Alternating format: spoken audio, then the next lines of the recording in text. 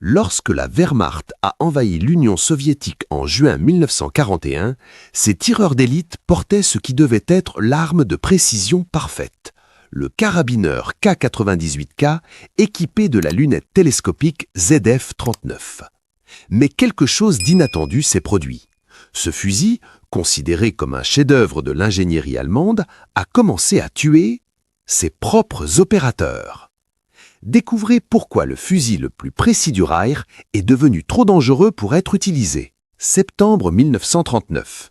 La Pologne tombe en moins de 4 semaines. Dans les décombres de Varsovie, les commandants allemands réalisent une vérité inquiétante.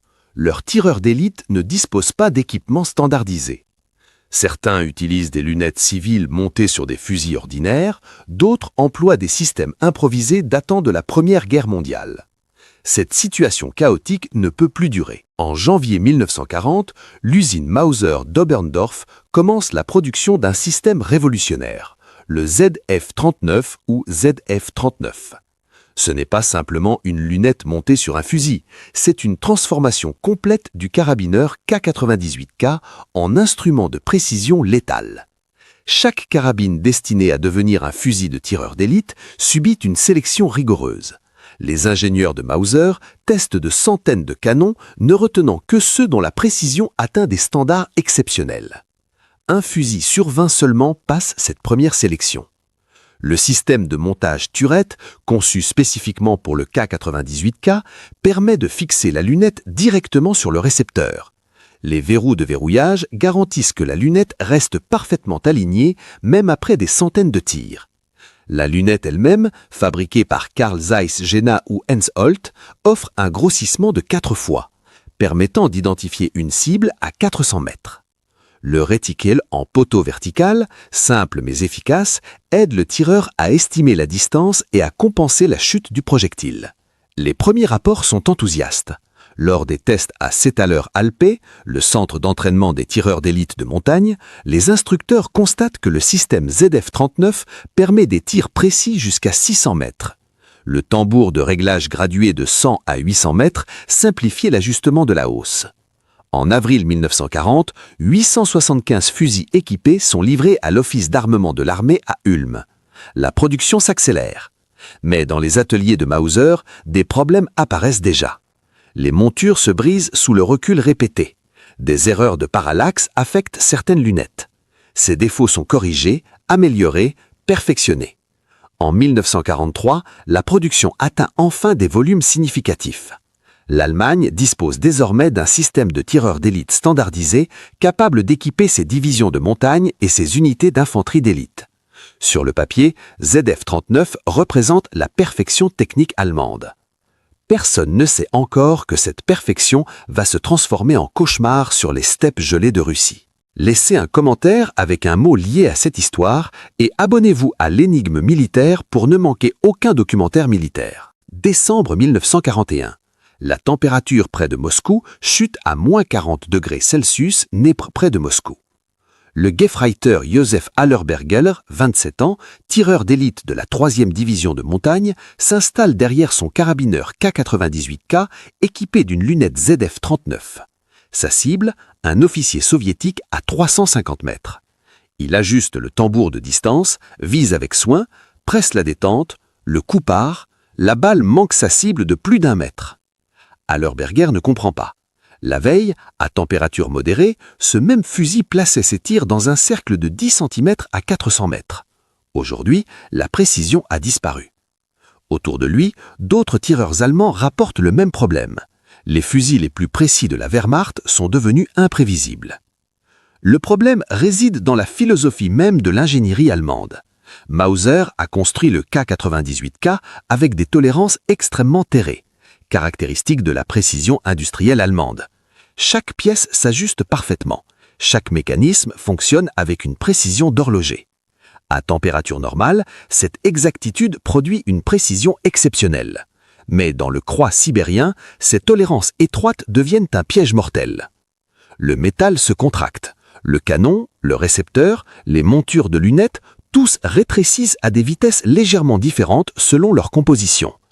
Les alliages d'acier utilisés dans la fabrication du K98K, optimisés pour la résistance et la dureté, ne réagissent pas uniformément au gel extrême.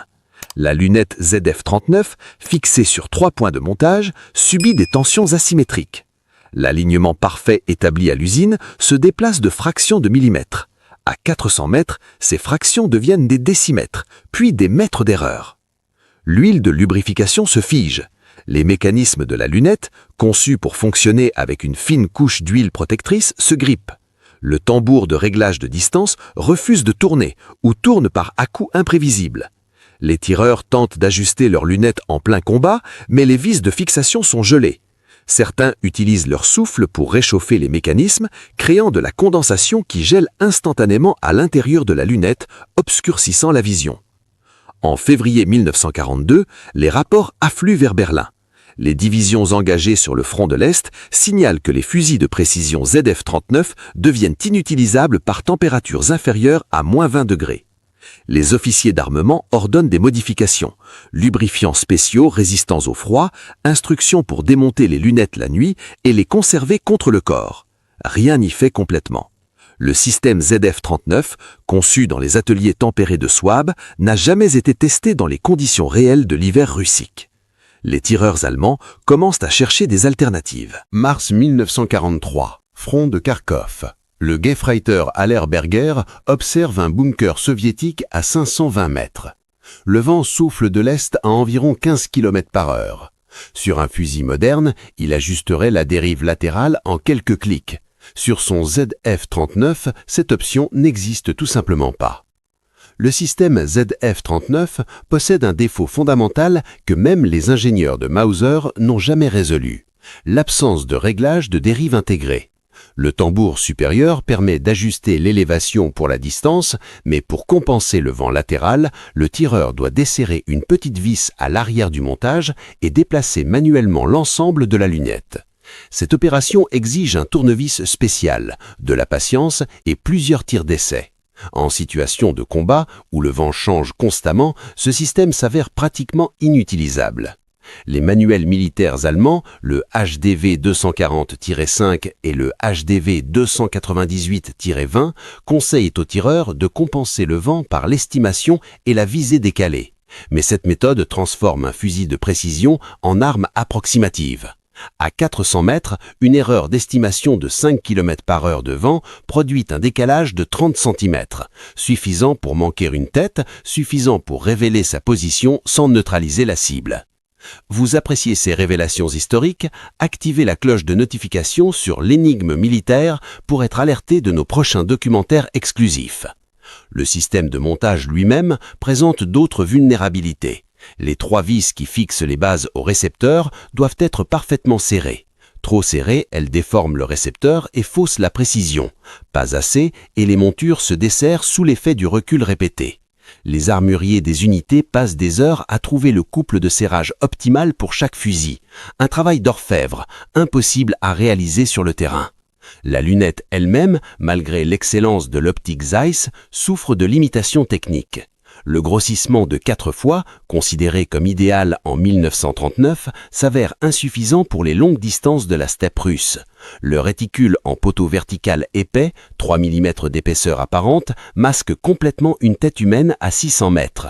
Les tireurs doivent deviner où placer leur point d'impact derrière ce poteau opaque. Après une blessure légère à Stavropol, Hallerberger récupère dans un poste de commandement. Là, il découvre un fusil soviétique Mosin Nagant 91-30 capturé, équipé d'une lunette PU de grossissement 3,5. Par curiosité, il l'emmène au champ de tir. Le résultat le stupéfie. Le Mosin, avec ses tolérances de fabrication plus larges, maintient sa précision par tous les temps. La lunette PU, plus simple, ne se dérègle jamais. Le réglage de dérive s'effectue par des molettes accessibles sans outil. En 20 minutes, Hallerberger maîtrise le système soviétique. Le lendemain, il utilise le Mosin Nagant capturé en opération. Premier tir, première neutralisation. En 3 semaines, il accumule 27 succès confirmés avec l'arme ennemie. Ses supérieurs remarquent sa préférence inhabituelle, mais n'interviennent pas. Les résultats parlent d'eux-mêmes. Été 1943. centre d'entraînement de Settaler-Alpes en Styrie autrichienne. Allerberger, convoqué pour formation officielle de tireur d'élite, reçoit enfin son carabineur 98K réglementaire avec lunettes ZF-39. Les instructeurs lui enseignent les techniques Wehrmacht, camouflage par parapluie sans toile avec feuillage tissé dans les baleines, calcul des distances par référentiel, estimation de la chute du projectile. Il écoute, apprend, pratique. Mais dans son pactage, soigneusement dissimulé, il conserve le Mosin Nagant soviétique. De retour sur le front de l'Est, Allerberger utilise les deux fusils selon les situations. Le K98K avec ZF-39 pour les missions officielles, quand des officiers observent, quand la distance reste inférieure à 400 mètres, quand le temps est clément. Le Mosin Nagant pour le travail sérieux. Tir au-delà de 500 mètres, conditions météorologiques difficiles, situations exigeantes des ajustements rapides. Cette double pratique devient courante dans sa division. Les rapports officiels ne mentionnent jamais ce phénomène. L'état-major allemand ignore ou préfère ignorer que ces tireurs d'élite abandonnent l'équipement allemand pour des armes soviétiques capturées.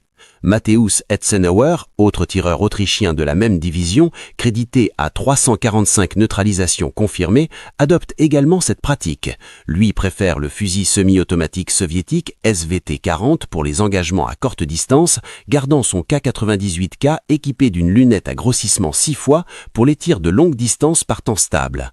Cette situation crée un paradoxe technique étrange. L'Allemagne, nation réputée pour sa supériorité industrielle et technique, produit des fusils de précision que ses propres soldats considèrent comme inférieurs aux armes soviétiques capturées. Les raisons sont multiples et complexes. Le Mosin Nagant 9130, conçu en 1891 et modernisé en 1930, utilise une philosophie de fabrication différente. Les fabriques soviétiques, notamment celle de Toula, fondée en 1712 par le tsar Pierre le Grand, produisent des armes avec des tolérances plus larges. Cette approche, considérée comme moins sophistiquée par les Allemands, se révèle supérieurement adaptée aux conditions extrêmes. Le métal se contracte, mais les jeux mécaniques plus larges absorbent ces variations sans affecter la précision. La lunette PU soviétique, bien que moins puissante avec son grossissement de 3,5 fois, offre une réhabilité remarquable. Son réglage simple, sa construction robuste, son optique suffisante pour les distances de combat réelles, tout contribue à en faire un système plus efficace. Le réticule en croix fine permet une visée précise sans masquer la cible. Les molettes de réglage fonctionnent même gelées grâce à des mécanismes plus grossiers mais plus résistants. Allerberger terminera la guerre avec 257 neutralisations confirmées. Sur ce total, il admettra plus tard qu'environ 140 ont été réalisées avec des armes soviétiques capturées. Son livre de mémoire, publié en 2005, révèle cette réalité embarrassante pour l'industrie d'armement allemande. Le tireur d'élite allemand le plus décoré de sa division devait sa survie et son efficacité aux armes de ses ennemis. Entre 1940 et 1945, l'Allemagne produit environ 132 000 fusils de précision basés sur le carabineur K98K. Un nombre impressionnant qui représente l'effort considérable investi dans le programme de tireurs d'élite. Mais cette production massive ne corrige jamais les défauts fondamentaux identifiés dès 1942. Les ingénieurs de Moser tentent plusieurs solutions. Le système Heiteret, introduit fin 1943, modifie la base avant de montage, la rendant 4 mm plus haute pour simplifier la fabrication. Cette modification réduit les coûts, mais n'améliore pas les performances par temps froid. L'utilisation de pièces estampées plutôt que fraisées, mesure d'économie de guerre adoptée en 1944, dégrade même légèrement la qualité globale. Des systèmes alternatifs sont développés. Le ZF-41, lunette à grossissement 1,5 fois montée sur la base de la hausse arrière, vise à équiper massivement l'infanterie ordinaire. Plus de 100 000 exemplaires sont produits, mais les écoles de tireurs d'élite rejettent ce système, jugé insuffisant pour le tir de précision à longue distance. Le Gewehr 43, fusil semi-automatique, introduit en 1943, reçoit la lunette ZF4 et devient populaire pour les tirs rapides à moyenne distance. Allerberger l'utilise avec satisfaction pendant les attaques massives soviétiques où le volume de feu compte plus que la précision ultime. Mais le K98K avec ZF39 reste l'équipement standard officiel des tireurs d'élite allemands jusqu'à la fin de la guerre. Les manuels continuent de le présenter comme le système optimal. Les photographies de propagande montrent des tireurs posant fièrement avec leurs fusils Mauser. La réalité sur le terrain diffère radicalement de ces images officielles. L'échec du ZF-39 provient d'une erreur fondamentale de conception militaire: privilégier la perfection technique théorique sur la robustesse pratique. Les ingénieurs allemands ont créé un système magnifique dans des conditions idéales, mais inutilisable dans les conditions réelles du front de l'Est. Cette philosophie, caractéristique de l'industrie allemande de guerre, se retrouve dans d'autres programmes. Le char Tigre, trop complexe et fragile, l'avion à réaction ME-262, révolutionnaire mais peu fiable, le sous-marin Type 21, arrivé trop tard pour influencer le conflit. Après 1945, les nations victorieuses capturent des millions de K-98K. L'Union soviétique en distribue comme aide militaire à travers le monde. Plusieurs pays les rechambrent pour leurs munitions standards. Norvège en calibre .30-06 Springfield, Israël en 7,62 Autan. Ces conversions prouvent la qualité intrinsèque du système Mauser. Mais les fusils de précision avec ZF-39 sont rarement conservés. Leurs lunettes, leurs montures complexes, leurs défauts documentés les rendent peu attractifs pour les armées modernes. Aujourd'hui, les collectionneurs recherchent les K-98K équipés ZF-39 authentiques. Ces fusils, témoins d'une époque où l'excellence technique ne garantissait pas la supériorité tactique, se vendent à des prix considérables. Chacun raconte l'histoire d'une nation qui a construit le fusil le plus précis de son époque pour découvrir qu'il était trop précis, trop complexe, trop parfait pour survivre à l'enfer de la guerre moderne. Cette histoire vous a captivé? Abonnez-vous à l'Énigme militaire et activez les notifications. Partagez votre opinion en commentaire. Pensez-vous que la simplicité l'emporte toujours sur la sophistication technique en temps de guerre? Rejoignez notre communauté de passionnés d'histoire militaire et ne manquez aucun de nos documentaires exclusifs qui révèlent les secrets oubliés des conflits mondiaux.